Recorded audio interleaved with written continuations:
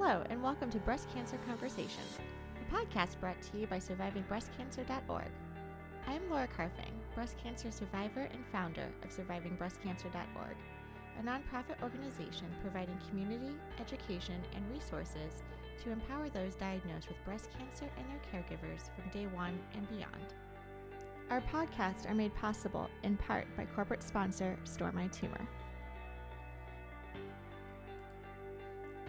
In this episode, we speak with Leona, breast cancer survivor and thriver, diagnosed at 38. We get into the real dialogue about who is in the driver's seat, making the recommendations for a lumpectomy or a mastectomy. Leona shares all of the details about what she wished she had known beforehand, what she would have researched, and she's sharing all of these tips with our community today to help empower all of us as we manage a breast cancer diagnosis. Welcome to the conversation. Noting that you are 5 years out, so many people ask immediately, will it ever get better? Does it ever get easier? Am I ever going to have a day where I'm not constantly thinking about cancer or recurrence? My name's Leona Hamrick. I guess what I identify with the most is my career. So I'm a PA by profession, physician assistant, and I graduated quite young. I was 21 when I graduated PA school. So that's quite literally all I've known my entire adult life is medicine. I practiced for many, many years, and then I went back to school. Back then, it was a bachelor's degree, which it isn't anymore. So I decided to go back to school for a master's, and then immediately followed that with a doctorate in health science. So I had all of those degrees completed and was still working clinically and teaching at a couple of on faculty at a couple of universities and PA programs. And this was all pre-cancer. So I've had a really significant medical background where I worked in internal medicine, OBGYN, women's health, those kind of fields. And did you always know you wanted to go into this type of career? It was kind of one of those a boy made me do it moments. I was in my undergraduate. I think I graduated high school at 17. So I was really, really young. I was a freshman in college and I wanted to study marine biology. And then I met this guy, and marine biology meant that I had to leave the state and go somewhere else. So, of course, I was highly motivated to not do that since there was a boy. Sure. So I'm like, well, what can I do? Oh, I'll do pre-med. And at the time it was true pre-med because I didn't even know that PAs existed. PAs are a young career anyway. Now it's not so much, and now there's the internet. So a lot of people know what a physician assistant is. But back then, nobody had heard of it. And it was appealing to me. I'm like, oh, I can finish school in half the time. I can still practice medicine. I can have a family, which was my mindset, again, based on the boy. Understood. In the moment. So that's what I did. So I was accepted into PA school at the age of 19, and that's why I graduated at 21. I didn't know it at the time, but I made some really good strategic decisions at a young age. Yes. So I was good at practice, and I enjoyed practice, and my patients liked me. I only switched practices a couple of times in Florida, and patients would follow me, which isn't as common as following a physician, but they would find me. They would Google my name or whatever it took, and they would come with me, which was great and pretty amazing. And again, I was kind of balancing practice with teaching because I describe myself as Goldilocks. And neither of those were exactly the right fit. I was good at them, but it didn't feel like I was doing the right job. So I was feeling a little restless anyway and a little displaced. I'm a huge traveler. I suffer from wanderlust. I'm not house poor like a lot of people are in their 30s and 40s. I'm travel poor. All my free money goes on vacations. So I was planning this amazing trip. I was going to spend 3 weeks in South America, the Galapagos, Machu Picchu, the Amazon. It's going to be this fantastic vacation. There would be a water leak at the house or one of my dogs would get sick. It's been, again, 5 years ago, so I don't remember the details, but I remember thinking, I'm not supposed to go on this trip. It's just not supposed to happen. And then I would kind of dismiss it and keep going with my life. And hindsight's 20/20, right? So I can be very reflective now, and I couldn't have been in the moment. But reflecting back, I was physically sick too. I was having a lot of stomach issues. At the time, I may have just said I was really stressed out, but my body was absolutely screaming, and I was just totally ignoring it. We get into the grind, and we're into our lives, and so I was just ignoring all of that. And then one final thing happened with my job. I can't even remember, but I looked up to whatever that higher power might be that you would look up to. And I'm like, you know what?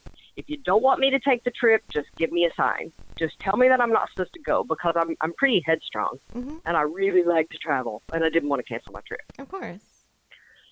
And almost as soon as the words came out of my mouth, I get this call that our clinic is being closed down. I'm going to be out of a job. What? And I'm like, okay, that's it. I throw in the towel. I'm not supposed to go. So I canceled my trip. And it was devastating to me to cancel my trip. I wrote a really long blog about this. And this is all before I knew I had cancer. So I wrote everything up that I just have to trust the universe, and I have to trust my gut instinct, and my gut says I shouldn't leave the country. And so that's kind of how that happened. About 2 days later, I'm at my house with my dogs in the swimming pool, and I came in, and just like anybody would do, women with hair, I raised my hands up over my head, and I'm 38 at the time, so I'm too young to have had any screening mammograms. Breast cancer doesn't run in my family. There's no genetics. But when I raised my hands over my head, I had this swollen spot in my right armpit.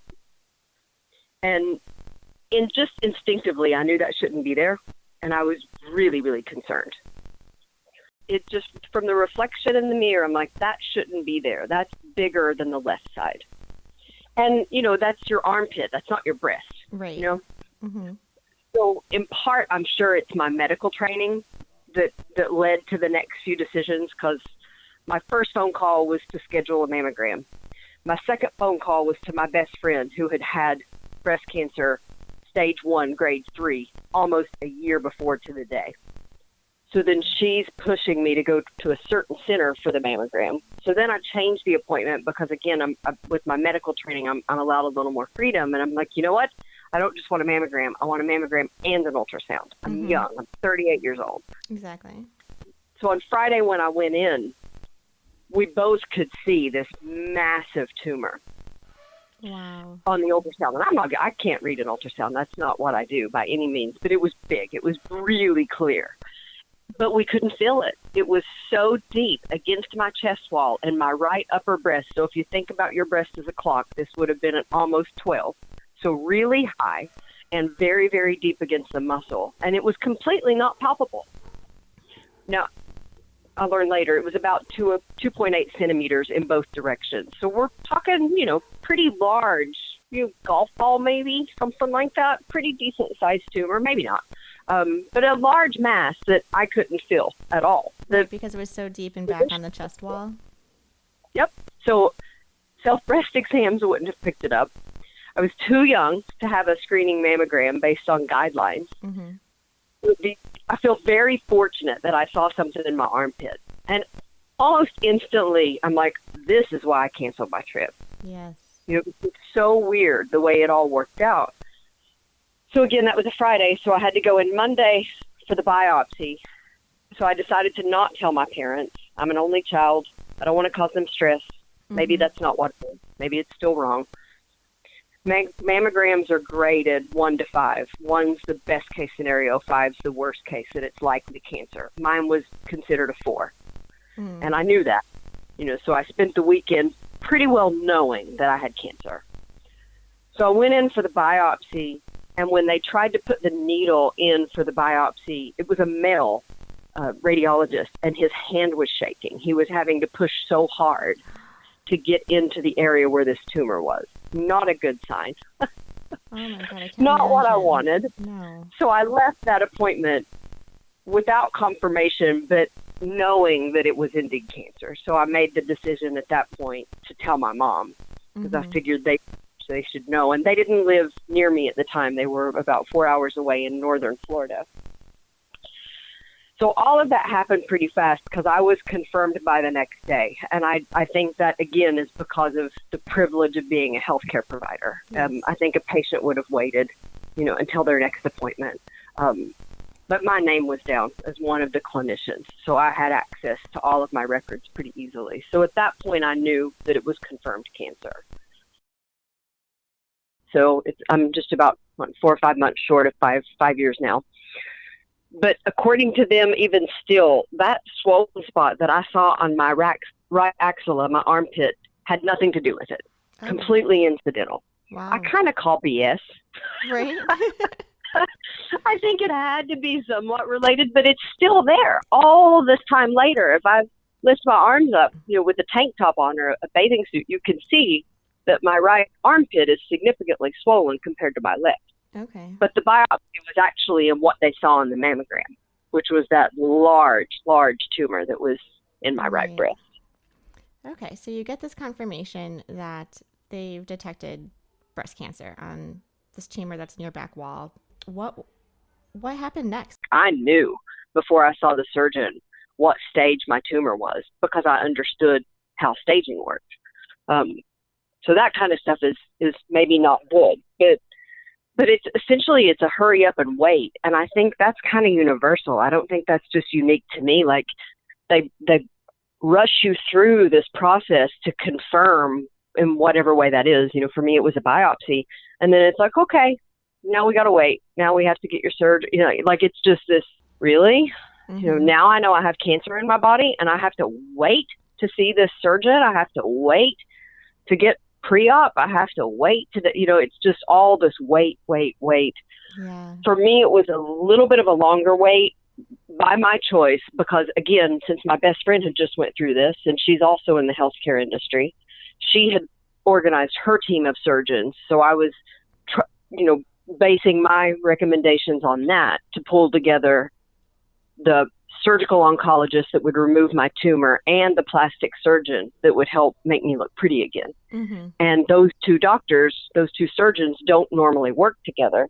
So coordinating their schedules meant that after I knew I had cancer inside my body, I had about a 5-week wait before I could Oh, have it wow. removed. Okay. So those 5 weeks are just potentially miserable. Oh, yeah. I mean, the whirlwind, I'm sure that your mind is just going in all sorts of directions. You know that you Yeah. have this like thing inside of your body that we can't wait to get out of. And then was it easy for you to make the type of decision in terms of the type of surgery you had? Or was there some research that you did to figure out if you needed just um, a single mastectomy or a double mastectomy, or kind of like the research that goes into all of the surgical options? At the time, I thought it was easy. I wish that I would have researched it more. So that's one thing that I'm happy to share. I had breast implants that were quite old. So to me, I knew that, breast implants usually don't make it more than 10 or 12 years, and mine were well older than that. And I'm like, well, I'll just do a bilateral mastectomy to get the implants out, and I knew that it would be hard to match. But like when I went in to see the surgeon for the very first visit, he said, "Oh, you're going to do a lumpectomy." I'm like, "No, I don't want a lumpectomy. I want a mastectomy, and here's why." And my why was the implants. It wasn't fear of cancer returning. It was, I'm going to end up having to have these removed at some point. So pragmatically, the right decision is to remove them now. Now, in hindsight, I would have had to have a mastectomy because my cancer was far more advanced than anybody knew from any test. And I went on to have MRIs, PET scans, everything, and nothing picked it up until we actually did the surgery. So even had he convinced me to do a lumpectomy, it would not have worked. I would have had to have had at least one mastectomy because I actually had stage 3 cancer. So I had very advanced cancer. But during the surgery, MRI missed it, PET scan missed it, but it was in 4 lymph nodes. And nothing caught that, which really made me angry. But anyway, he did convince me to do nipple and skin sparing surgery, or the Angelina Jolie surgery, because my tumor was really, really high. Like I said, it's at 12 o'clock. So the tumor was nowhere near the nipple, and that's the reason that you have to have the nipple removed if it's within a certain distance, because there's a risk that there could be cancer cells left behind. Mine wasn't. So mine was a relatively easy, just take out all the insides, leave the outsides, and then fill it back up again. I'm like, okay, let's do that. This is where I wish I would have done more research, because in hindsight, I wouldn't have done that surgery. And maybe this is TMI, but I figure for a breast cancer audience, I would like to share more details than less. That essentially, nipples are something that we can control normally, right? Like they'll get hard if you're cold, or they won't be hard, that kind of thing. But after you've had a mastectomy, when everything on the inside's been cut out, you can't control them anymore. I pretty much just have these very showing nipples all the time, which I don't want as a professional. It's something that, had I realized that would be a side effect, I wouldn't have made this decision. And I think I'm more self-conscious of it because I'm a cancer survivor, because mastectomies and reconstruction mess with you psychologically on the best of days, It's such a challenging surgery to lose that part of your female body. So that's something I wish I would have done more research on. My best friend, her tumor was very close to her nipple, so she just had a full mastectomy and then had tattoos by Vinny, the guy up north that's famous for the nipple tattoos, and her tattoos look amazing. So I always covet her fake nipples, I guess, her tattoos, over mine, because I think that's a better choice. Now, it's that grass is greener thing. I don't know, but it's taken me a long time to be comfortable with this body, because it's not a body that reacts like a normal body's supposed to. You just don't have any controls over a mastectomy. My surgeon was at a center of excellence for breast care. So this is one of the top centers in the United States that is earmarked to receive additional finances for research and grant funding, that sort of thing. So he's very, very, very good surgeon. But he was so laissez-faire from the very first moment, the moment of, oh, just do a lumpectomy. And then when I changed my mind, he's like, oh, it's just like you're going to get it'll be new and improved. You're going to look better than you did before.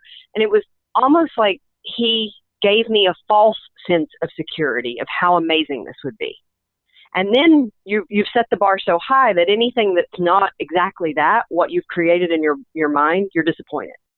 I've showed, a lot of my friends have seen the way my reconstructions turned out, and any female that's going through the diagnosis, I'll send pictures and let them see. And everybody's like, oh, wow, they look really good, Leona. And like, yeah, they look really good to you because they're not on your body. Like, we have again, we're our own worst critics, right? On anything. We're always, oh, I wish my arms were a little thinner. Oh, those bags under my eyes. Oh, my gray hair, whatever. Exactly. So when, you're going to have those same critiques on post-mastectomy breasts, because or boobs, as I call them, fake boobs. They're boobs, and they're never going to be what they were, and that's okay. But I think women need to reflect on that when they're making their decision. Exactly, and it's a process too. I don't think you wake up one morning just saying, "Okay, I'm comfortable with this now."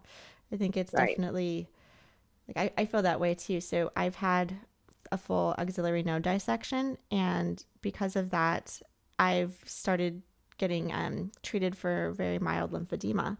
And, I'll be going to work thinking life is great. And I put on my blazer and I'm like, oh my God, like, why is my left side so like sticky and doesn't fit in my jacket anymore? And, it's not even visible to like, colleagues or friends, but I know I'm like stuck. And I'm like, this is just, again, one more reminder that like I had to go through this, and it's frustrating, and I'm trying very hard. You never want to go down those rabbit holes when it's like sunny and beautiful and you're just trying to live your day-to-day life and manage work and everything. And then, you getting dressed. And I know we were talking a little bit about like body image, and just, you don't know when these things sneak up on you. So I think it's really important also to let our listeners know, like, this is normal, and, it happens, and it's challenging and it's frustrating, but it's okay also, I think, to always have this in the back of your mind.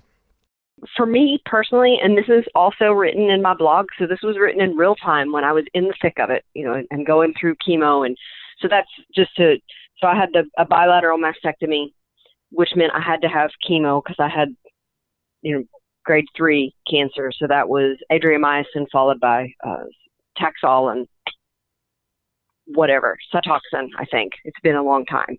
I should have had radiation. Yeah, exactly. I refused radiation. That was my personal choice. I'm not trying to influence anybody's opinion, but based on my understanding of science and my background, that was my decision. But then I did opt for a complete hysterectomy with my ovaries removed. So at that point, I was 41 years old and I was estrogen and progesterone positive. So I just shut it all off. But anyway, but that was my personal journey. But the point that I wanted to make was even early on, within the first couple of days after my diagnosis, instead of mainly living in fear or living in anxiety, or even, after the mastectomy and looking in the mirror and not really recognizing who I saw, all those negative things that we've kind of focused on, there was so much gratitude. I had so much awareness of the moment. Cancer stopped me in my tracks in a good way. I think that I was so caught up in a grind, and not my travel. My travel was fun, but work, and, let's hit the next milestone and let's do the next amazing thing. And, you've got all these degrees and, you're teaching and you see your patients. And it was just such a crazy hamster wheel that I wasn't living for the moment. And there was one distinct memory, and it's in one of my blogs, where I'd left a restaurant by myself, kind of my cheers. I knew everybody there, and I walked in and they were all wearing pink because I just found out I was diagnosed. It was a really warm welcoming at my little Cheers restaurant. And when I left, it was raining.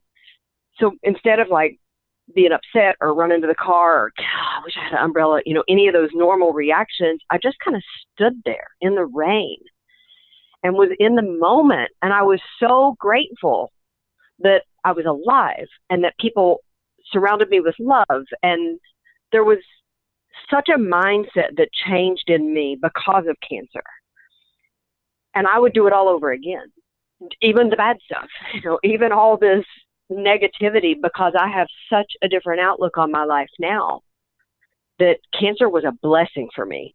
My mom kind of struggles to hear me say that, because as a mother, it was very hard for her to watch her only daughter be so very sick, for a year.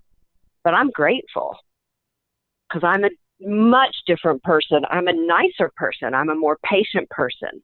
I certainly appreciate the small things. Now, the longer I get from my diagnosis, I forget that sometimes. So I appreciate opportunities to do things like this, Laura, because it helps me to remember that every moment is precious for all of us.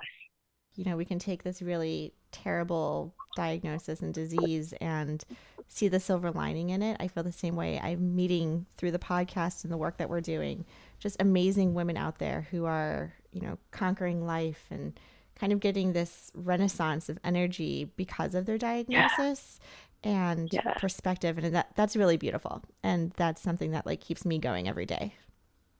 Yeah. We don't take things as seriously. Mm-hmm. Once you face your mortality, right. The day-to-day isn't so bad. I went back to work after I finished all of my treatment at a startup company that ultimately closed down. So this was during one of the layoffs, and I could tell that things weren't going really well. And the VP, the vice president, called me, and I could tell, he didn't say it, but he was calling to check my pulse. He was calling to see if I was okay. And I remember saying to him on the phone, and I was only about a year out of my diagnosis then, and I'm like, no offense, Clint, but a year ago I was fighting for my life. I am not going to lose sleep over a job. Right. It's not going to happen. I don't care. There'll be other jobs.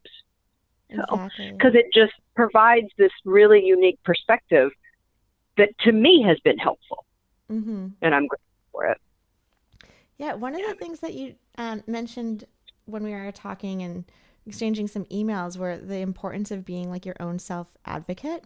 And I hear that a lot when talking to women. And one of the things that we try and do on the podcast and also on our website is provide education so people feel empowered when they're talking to their doctors, the list of FAQs and, techniques of, maybe bringing someone with you to the doctor's office because it can be so overwhelming. So having a second set of ears is very helpful. I would love to hear, how do you define being your own self-advocate?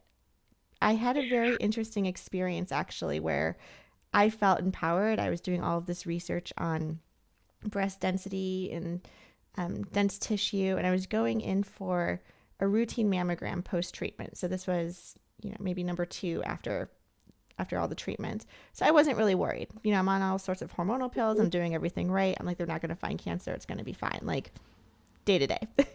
And right. with all this research too that I'm doing, I'm finding and conversations I'm having, there are so many modalities of screenings, whether it's the traditional mammography, the ultrasounds, 3D mammographies, MRIs, contrast, etc. There's so many options now. And I went in, and I'm luckily in a state in Massachusetts where after they do the mammography, they gave me a letter confirming that, like, you came back clear, but you also have dense tissue. And I was like, well, this is great. Thank you for acknowledging that piece. I think I should have a more advanced screening technique.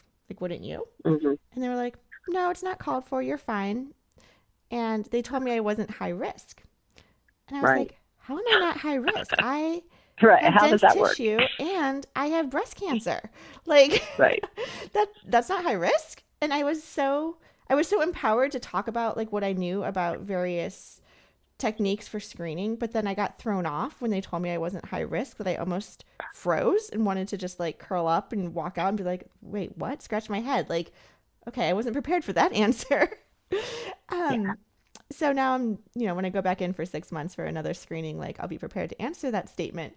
But, I feel like we try to advocate, and then depending on how the person that we're talking to responds to us, I think it's very easy to kind of just get back in your shell and say, okay, well, you must be right. Like, you know best. The first thought, and in addition to all my medical stuff, I've always taught philosophy in a variety of settings, in prisons, in universities, in corporate. It's just kind of what I do for fun, because you don't get really paid well to teach philosophy. But I try to live by it too. And one of the things that I've always lived by and always said to my patients long before I had cancer is, you live in your body. Nobody can know it better than you.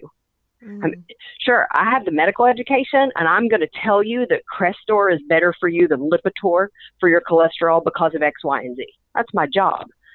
But I can't possibly know what's going on inside that body better than you can.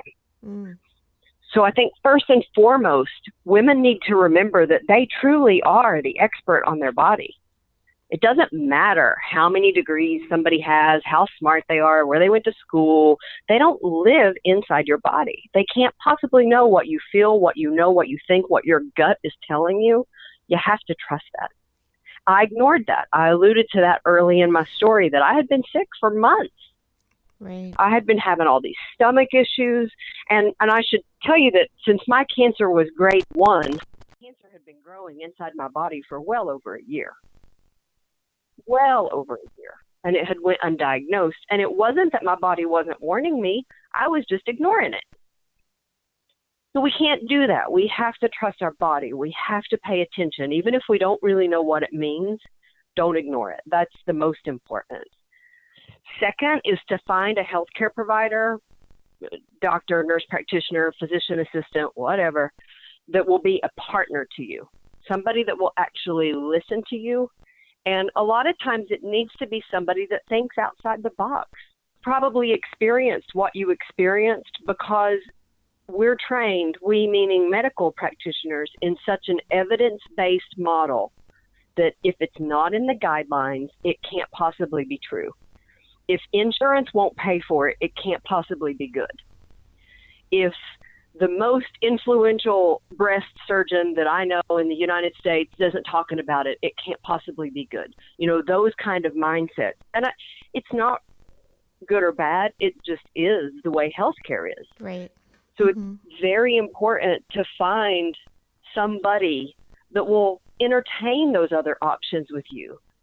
So if it does happen, what happened to you, and they say you're not high risk, which is just absurd after you've had breast cancer and you feel deflated, maybe it's that you go home, reflect, and say, okay, let me get another opinion. Right. And then maybe it is going to social groups to find other women that have had cancer that have good stories. Who did you see? Who will listen? Because a lot of this isn't covered. My mom had just sent me an article on a new screening technique with breast cancer. And, oh, Leona, this looks amazing. I'm like, it does. But most of the physicians are going to turn you down. They're going to say no because it's new. It's not going to be covered on insurance. It's going to be they don't understand it. So a lot of times, even when we do the research and we know what's going to be best, a traditional trained medical provider may not give you the answer you want to hear. Right.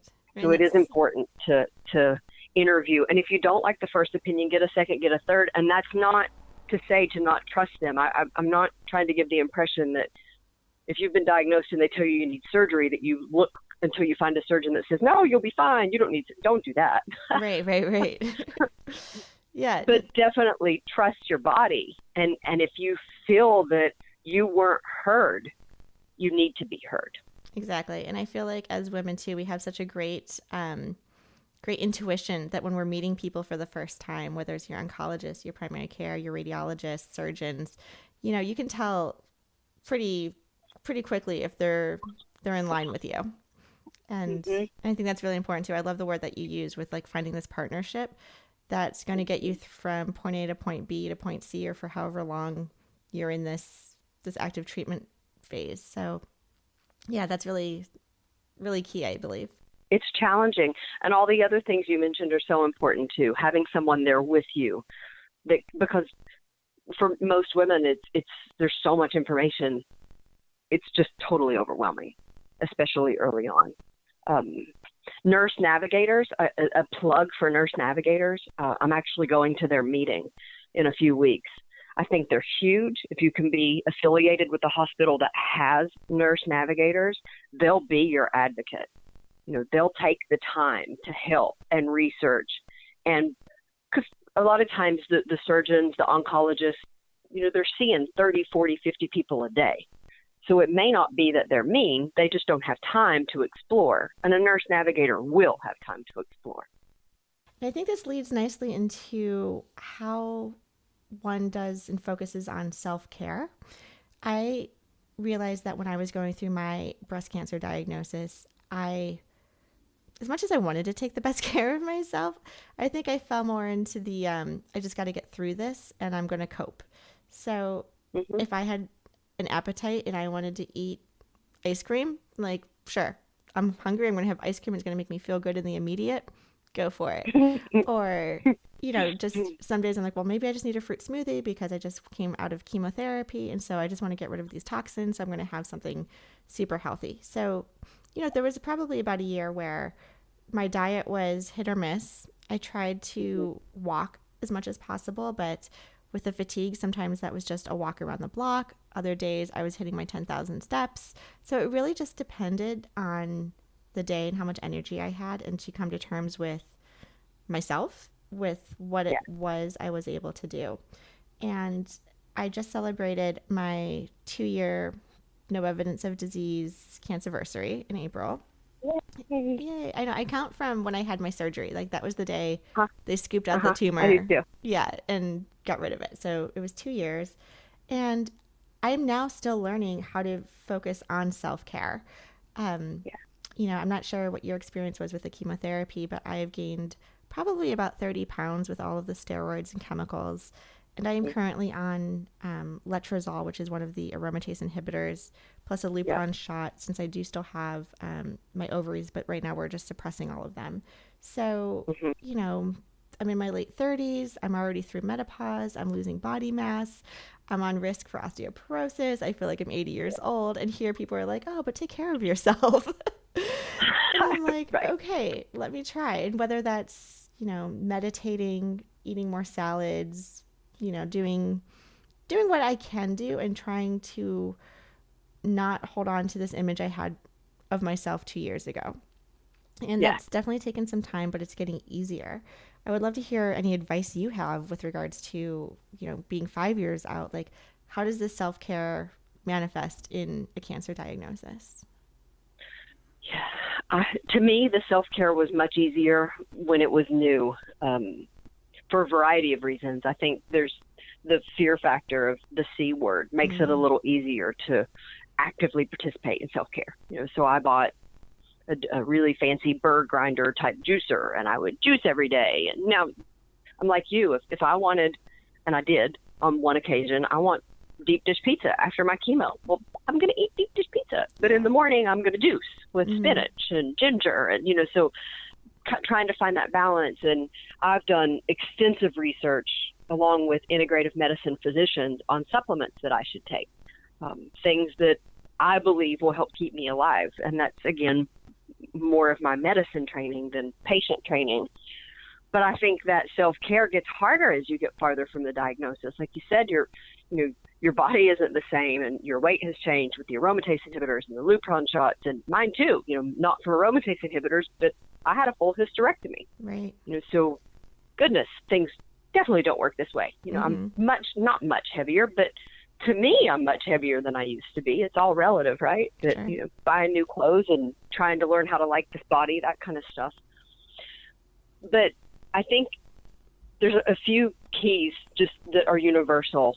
Moderation is always the key, right? Don't beat yourself up if you want the candy bar or you want the ice cream or you want the burger from, wherever, but don't do it every day. Try to lean more toward the healthy when you can. When you're in actual treatment, like you were talking about walking, it's trusting your body. If your body can't do it today, trust that it needs the rest. Be okay with that. It's so hard, I think, for women because we're used to juggling. We're used to taking on the world. We have kids, we have husbands, we have jobs, we have whatever, and we want to be able to do all of that. Well, sometimes you just got to slow down. Yes. And if your body's telling you it needs to rest, there's a reason. Rest. Meditation is a really interesting concept to me and something else that I've taught for years. And I think the traditional idea of sitting with your legs crossed and and that's great for some people, but that isn't what meditation has to be. Mm-hmm. Meditation is anything that will allow all that thinking that's happening between your ears to kind of go away. I worked with a guy, and he's a guy, so what worked for him was cutting his grass. If he rode his riding lawnmower, he was immediately in the present moment, and everything fell away. To him, that was meditation. My best friend, we live in Florida, in Tampa Bay, and she would run in August in the middle of the day. If I tried to run in August in Florida, you'd have to call 911. That would certainly not be relaxing for me. Sure. But that helped Julie. That was her meditation. Anytime she faced a major decision and was totally stressed out, my only advice would be, Julie, go for a run. And she would call me back just every time and say, I know what to do. So meditation can be whatever works for us to bring us back to our happy place. Mm-hmm. So the takeaway for me with self-care is carve out 15 to 30 minutes once or twice a day, no matter what, to do what brings you joy. It doesn't matter what that is. I have 2 standard poodles that are retired therapy dogs. I get so much joy from letting them swim in the pool. They act like 5-year-old kids. It's fun for me. Yeah. Beautiful. So you just have to find something that works. I did that when I was going through my school. I would just stop, take a break. Even if you don't think you have the time, make the time. Make the time. Yeah. I think that's the biggest key for self-care. Yes, I need to put that on a Post-it note, like right in front of my computer, because especially in a world where we're living with so many competing priorities, that you need to make yourself a priority. And it's not that, why didn't I have time to go for my walk today? Or why didn't I have time to, juice or do something healthy? And it was like the wrong mindset. It was like, you do have time, you just chose not to. So choosing if I could share just one example that I think might resonate a lot with women, and they don't do it so much on planes anymore, but I'm going to bet that most of the listeners have flown on planes where during the safety speech, they used to say, if the cabin loses pressure, oxygen masks will drop. If you're traveling with small children, put your own mask on first. Mm-hmm. That was the way the spiel went on the plane. To any mother, almost to any woman, even if you don't have children, that sounds absurd. Why in the world would I take care of myself and leave my child there without oxygen? If the plane, the lights are coming on and off and we're dropping altitude and it's really scary, I want to protect my child. But if you think about it for just a minute, if you don't stop and take care of yourself first, put yourself first, you and your child could both die. But if you put your own mask on so that you can breathe, even if your child is passed out from a lack of oxygen, you can very quickly put that mask on them, and then you both might survive. Right. It is so important. We're not good to our families, to our jobs, to those that we love, if we don't take care of ourselves first. Exactly. So I really like that example. Mm-hmm. Because that's the rationale behind that, when it never made sense to any mom. What? You're kidding me. I'm going to take care of my kids. No, you have to take care of you. Yes. No, I love that. I'm going to definitely use that as an example as well. And the more I'm getting into blogging and the work that we're doing with survivingbreastcancer.org, it's the same thing, where I want to promote this health and wellness holistic approach to care. And if I'm not leading by example, then what's the point? So that's also been a great guiding framework of, taking my own experience and seeing all the benefits that are coming from that. Mm-hmm. Wow, so we've covered so many topics, and in a brief amount of time to cover 5 years of history. Where are you today in terms of treatment and health and career? So, and I'm like you, I celebrate my surgery date. So my surgery was the day after my 39th birthday. Wow. So the perk of having a mastectomy the day after your birthday is that you start to age from the beginning. So I'm not turning 44 in October, I'm turning 5, which rocks. Yeah. So that's kind of a perk. I'm getting younger instead of older. Like that a lot. Yeah. So as I said, I refused the radiation. That was just a conscious decision for me. I don't regret it. I think it was the right thing for me to do. I tried the aromatase inhibitors and didn't tolerate those well.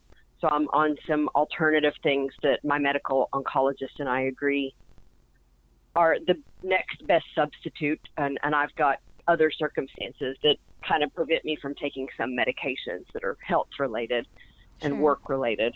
But I feel good. I do well. I'm down to seeing my oncologist every 6 months. And at my 5-year, it'll move to once a year. Well, so that's awesome. Oh my gosh. A really nice feeling. Yeah. To not have to do those appointments. From a career perspective, when I was diagnosed, I made an extremely conscious decision to quit my practice. I had been very stressed, as I mentioned. I was down to 3 days a week in a clinic, but I was on faculty at these universities, and I'm like, you know what? I need to take care of me. And I'm a worst case scenario kind of girl that helps me. So in my mind, the worst case scenario is that I would have to file bankruptcy for not having money. But I was okay with that as the worst case if it meant I could focus on my health. Now, I know that doesn't work for everyone, but for me, it worked. So I consciously left my practice so I could get through chemotherapy. And when I was finishing up chemo, I was starting to go onto LinkedIn to try to figure out what I wanted to be when I grew up. Mm-hmm. And I've learned that there was this entire world in medical affairs, but not as a salesperson, as a science person, as somebody that's an expert on the science, to go out and communicate that to the people that are using the science, the doctors, the nurse practitioners, the physician assistants. So I'm like, that's what I want to do. So I was able to score a job in cardiology, and I liked it, and I was good at it. That's the company that closed down. Mm-hmm. So when they closed, another cardiology job hired me by reputation, and I stayed there and liked it and was good at it, but it's not what I wanted. My passion is most certainly cancer because of my experience. Mm. And I was very grateful that I found an opportunity with a company called Lumicell that's actually in Boston. It's a startup. Again, I seem to like these startup companies. Yeah. But they're working in surgical oncology. So they're working on technology that is a drug that's injected prior to a lumpectomy, and then the surgeon performs the lumpectomy and uses a device that looks a lot like an ultrasound head. And if there's any cancer cells left behind, it could light it up, allowing the surgeon to get rid of it at the first surgery. So it's still in clinical trials. It's not approved. This isn't available yet for patient use outside of the trials. But I finally feel like all of my experience in medicine, my education, and my personal journey with cancer has came together. Wow. And I'm living my best life in a career where I really feel like I can make a difference. And that in itself is quite rewarding to me. I pinch myself about once a week, like, do I really work here? Do I really get to? And I would imagine you feel the same since you do this work now with surviving breast cancer, that, wow, this is what I get to, like, it's very rewarding to me. One question that I have and hear a lot from the community is, you know, we're both very open about our diagnosis, right? And, you know, taking pride in our scars and our choices and giving hope to those who have been recently diagnosed. Do you have any experience with how that translates into finding a career when you're applying for jobs or, you know, future jobs? This is something I personally struggle with. Like, you know, do I tell people about it? Do I not tell people about it? How there's a lot of, you know, ADA and protection in HR rights that protect us, which is wonderful. But I feel like that's still a part, especially for the newly diagnosed, that is still challenging to navigate. I don't know that there's a right or wrong answer. I think that's going to depend on a variety of reasons, or a variety of things, including the person and the job. Mm-hmm. I tend to always be an open book. Like, I remember the first time I applied for a job and saw that I could check cancer as part of the ADA, I almost got offended. Mm-hmm. Like, what? I'm not checking that box. You know, like, that was just because I didn't realize that meant, oh, really? I'm protected? Like, what? Right. But when I went in for my first interview with Athertech, which was the company that closed down, I had just finished chemo.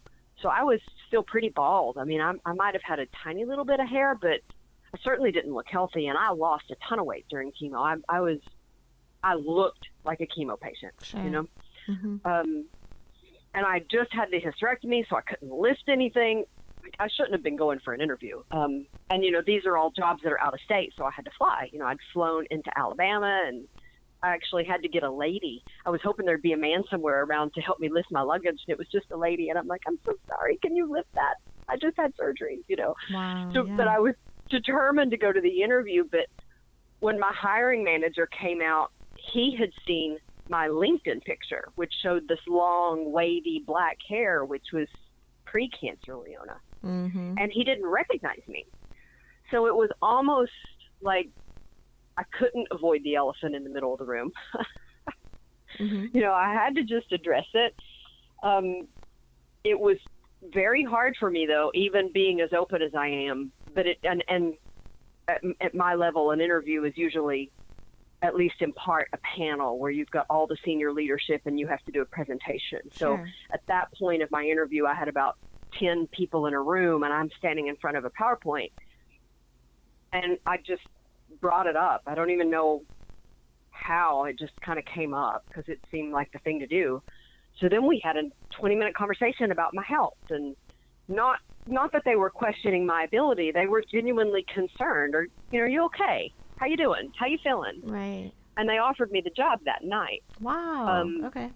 So it was okay, but, you know, I don't know that I would have done it in a different situation. I think it depends. I certainly disclosed it at Lumicell because I thought it was very pertinent. This is a company that's working in breast cancer, and I'm a breast cancer patient. I want to work here. Right. Exactly. I don't think I disclosed it at the job in between. You know, I don't think it mattered. I think I told people after the fact. But I think women have to decide because you know, there may be bosses that don't see it as a good thing, and she's going to be sick and she's going to take time off for whatever their ideas might be.